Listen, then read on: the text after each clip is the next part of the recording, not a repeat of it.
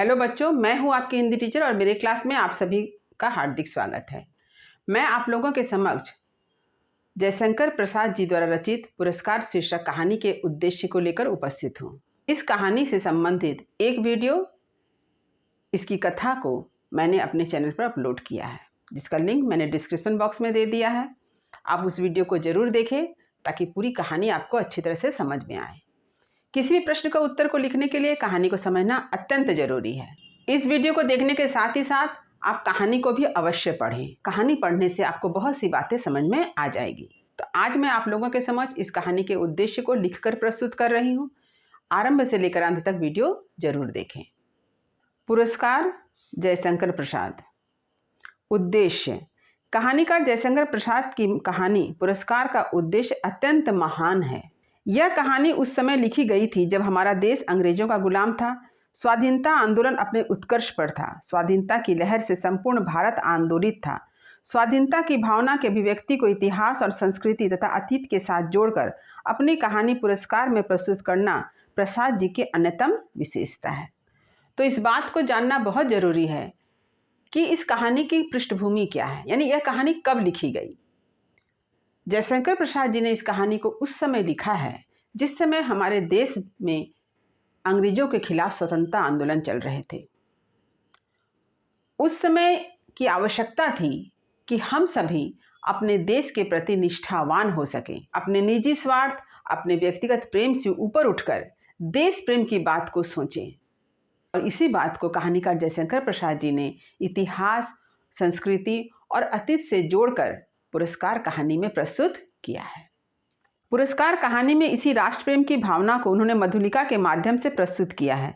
उसके हृदय में राष्ट्र प्रेम तथा व्यक्तिगत प्रेम दोनों प्रतिद्वंदी के रूप में सम्मुखीन होते हैं और एक दूसरे पर हावी होना चाहते हैं।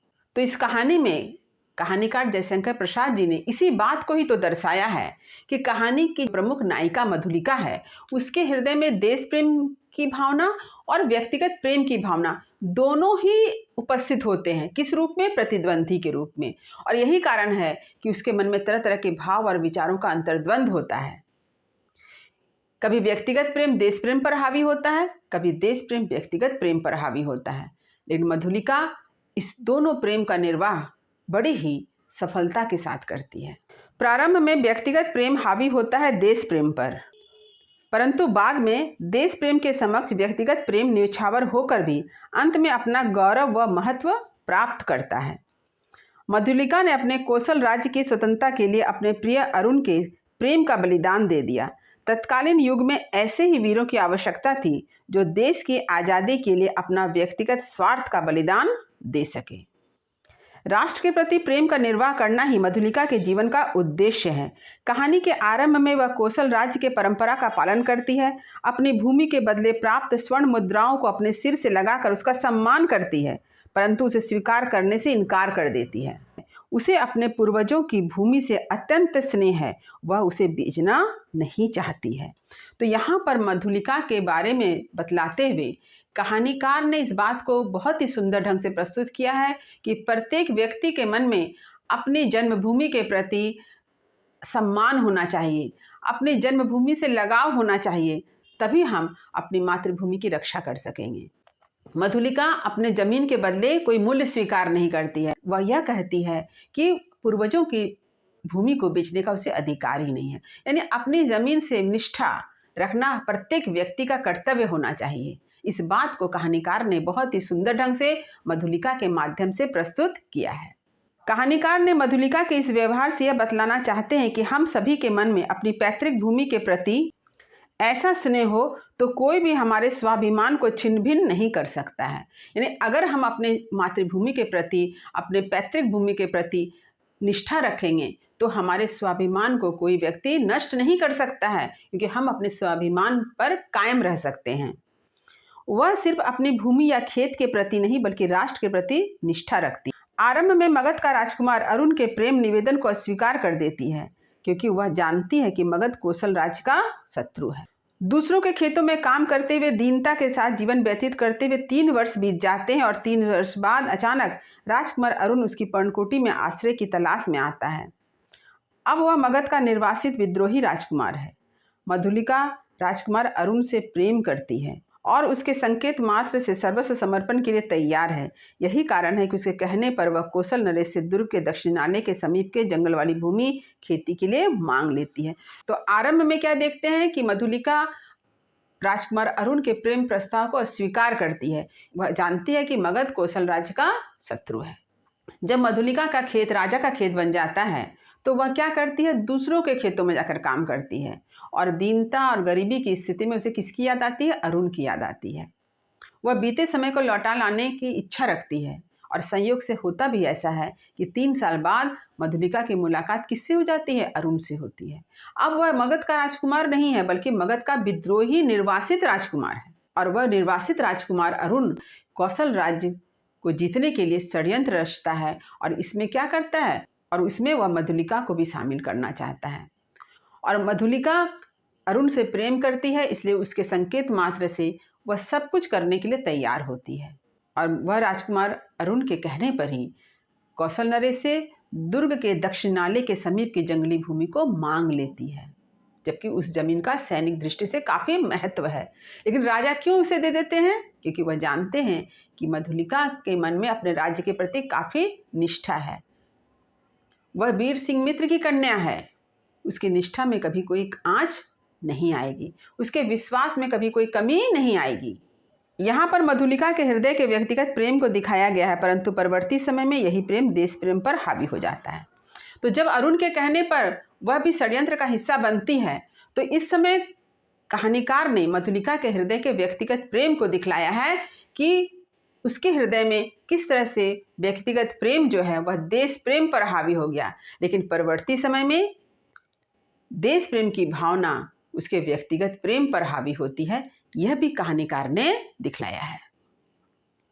अरुण की बातों में फंसकर मधुलिका अपने ही राज्य के प्रति हो रहे षड्यंत्र का हिस्सा बन जाती है, परंतु जब उसका हृदय उसे धिक्कारता है कि वह वीर सेनापति सिंहमित्र की कन्या है, जिन्होंने कौशल राज्य की रक्षा मगध से की और युद्ध में अपने प्राणों का बलिदान दे दिया, तो उसकी आत्मा जागृत होती है कि आज वह क्या अनिष्ट करने जा रही है। अपने ही राष्ट्र कौशल को गुलामी के जंजीर में जकड़ने के लिए राजकुमार अरुण के षड्यंत्र में सहायता कर रही है।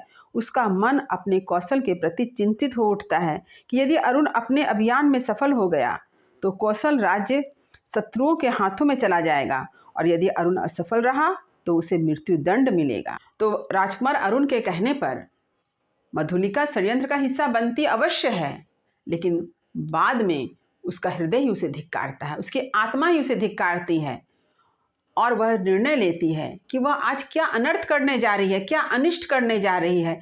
जो उसका अपना राज्य कौशल है उसके खिलाफ ही वह षड्यंत्र कर रही है, जबकि वह वीर सिंह मित्र की कन्या है। और उसके मन में ये सवाल उठते हैं कि यदि अरुण अपने अभियान में सफल हो जाएगा तो कौशल राज्य मगध का गुलाम बन जाएगा, और यदि अरुण असफल रहा तो अरुण को सजा मिलेगी। इसी अंतर्द्वंद में फंसकर उसका मन विभिन्न प्रकार से विचार विमर्श करता है और अंततः देश प्रेम की भावना उसके व्यक्तिगत प्रेम पर हावी हो जाती है। तो इस प्रकार से मधुलिका के हृदय में तरह तरह की भावनाएं जन्म लेती हैं, अंतर्द्वंद जन्म लेते हैं और अंततः देश प्रेम की भावना जो है व्यक्तिगत प्रेम पर विजय प्राप्त करती है। मधुलिका के हृदय में देश प्रेम की भावना जो है विशेष रूप से जागृत होती है। मधुलिका ने अपने देश का साथ दिया और अरुण को बंदी बना लिया जाता है। कौशल नरेश बंदी अरुण को प्राण दंड देते हैं और इस प्रकार मधुलिका अरुण के षड्यंत्र की खबर कौशल नरेश तक पहुंचाती है, जिसका परिणाम यह होता है कि राजकुमार अरुण अपने अभियान में असफल होता है, बंदी बना लिया जाता है और उसे मृत्युदंड की सजा मिलती है। मधुलिका की देशभक्ति भावना से प्रभावित हो कौशल नरेश उसे पुरस्कार स्वरूप कुछ भी मांग लेने का आग्रह करते हैं। तो कौशल नरेश जो है मधुलिका से काफ़ी प्रभावित होते हैं। उसकी देश प्रेम देशभक्ति की भावना से प्रभावित होकर के ही वो मधुलिका से यह निवेदन करते हैं कि वह भी अपने लिए कुछ भी पुरस्कार स्वरूप मांग ले। मधुलिका ने अपने देश के प्रति कर्तव्य का निर्वाह कर लिया था, अतः अब व्यक्तिगत प्रेम के प्रति कर्तव्य निभाने की बारी है। तो कहानीकार ने यहाँ दिखलाया है कि मधुलिका ने देश के प्रति अपने कर्तव्य का तो निर्वाह किया, तो इस प्रकार मधुलिका ने अपने कौशल राज्य की रक्षा की, अपने देश के प्रति कर्तव्य को निभाया। अब उसकी अपने निजी प्रेम के प्रति कर्तव्य निभाने की बारी है। वह अरुण से प्रेम करती है, उसके प्रेम में संदेह ना हो, इसलिए कर्तव्य पालन के लिए वह पुरस्कार स्वरूप स्वयं के लिए प्राणदंड मांगती है और बंदी अरुण के पास आ खड़ी होती है। तो मधुलिका यह सोचती है कि अरुण के प्रति जो उसके मन में प्रेम है, उस प्रेम में कभी किसी तरह का कोई सवाल ना उठे, कभी कोई किसी प्रकार का संदेह ना करे और अरुण के मन में भी मधुलिका के प्रेम के प्रति कोई संदेह उत्पन्न ना हो, इसलिए वह क्या करती है, स्वयं के लिए भी प्राणदंड पुरस्कार के स्वरूप मांगती है और बंदी अरुण के पास जा खड़ी होती है। इस प्रकार मधुलिका देश प्रेम और व्यक्तिगत प्रेम इन दोनों के प्रति सम्यक कर्तव्य का निर्वाह करके पाठक के समक्ष एक आदर्श प्रस्तुत करती है। यही कहानी का महत्व उद्देश्य है। तो इस प्रकार मधुलिका ने देश प्रेम और व्यक्तिगत प्रेम दोनों का सम्यक रूप से यानी समान रूप से निर्वाह किया और पाठकों के समक्ष एक आदर्श प्रस्तुत करती है। तो कहानीकार का यही महत्व उद्देश्य है जो उन्होंने पुरस्कार कहानी में प्रस्तुत किया है कि व्यक्ति अपने देश के प्रति भी कर्तव्य को निभाए और अपने व्यक्तिगत प्रेम का भी निर्वाह बखूबी करे, तभी व्यक्ति की सफलता है। तो उम्मीद करती हूँ कि कहानी का उद्देश्य आपने अच्छी तरह से समझ लिया होगा। यदि कहीं कुछ समझने में दिक्कत हुई हो तो कमेंट अवश्य करें, वीडियो को लाइक करें, सभी पढ़ने वाले विद्यार्थियों में इसे शेयर जरूर करें। जो बच्चे मेरे चैनल पर नए हैं वे चैनल को सब्सक्राइब कर लें ताकि हर नई वीडियो का नोटिफिकेशन आपको समय समय पर मिल सके। तब तक पढ़ते रहिए, जीवन में आगे बढ़ते रहिए। एक नए वीडियो के साथ आपसे पुनः मुलाकात होगी। शुभकामनाओं के साथ, धन्यवाद।